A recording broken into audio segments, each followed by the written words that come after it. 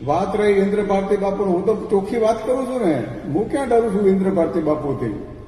હું તો કોઈથી ડરતો નથી. જેવી રીતે બજરંગદાસ બાપુ ડરતા નથી, એવી રીતે હું પણ કોઈથી ડરતો નથી.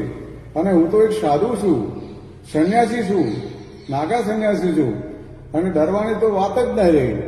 જ્યારે આ ઇન્દ્ર ભારતી બાપુ અહીંયા આજે બે આશ્રમ છે ભારતી બાપુના, વિશ્વંભર ભારતી બાપુ અને આ રુદ્રેશ્વર જાગીર. રુદ્રેશ્વર જાગીરમાં જે સંચાલન છે એ એસટીમની જે ફાઇલ ખુલી એના કરતાં પણ વધારે શોભાયમાન નથી. દીકરીઓ જોડે આવું વર્તન થતું હોય અને ગેટ બંધ રાખતા હોય, વીઆઈપીના આવડ જવડ થતી હોય, છોકરીઓ લાવતા હોય અને ચરસ, ગાંજો, અફેણ, હેરોઇન, કોકેન આ તમામ ધંધા આ મહાત્માઓ કરતા હોય છે. એમનું આશ્રમ તો તમે જુઓ, કરોડો રૂપિયાનો આશ્રમ છે.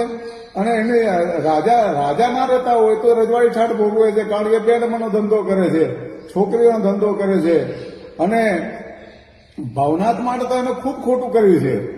ભવનાથને પચાવી પાડવા માટે અનેક પ્રયત્ન એના કર્યા.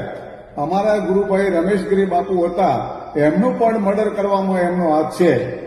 તો આ તો બધું ડેન્જર માણસો છે, ગુંડા તત્વો છે. અને એમને સરકારશ્રીને વિનંતી કરું, એમની સામે તમે કાયદેસરની કાર્યવાહી કરો અને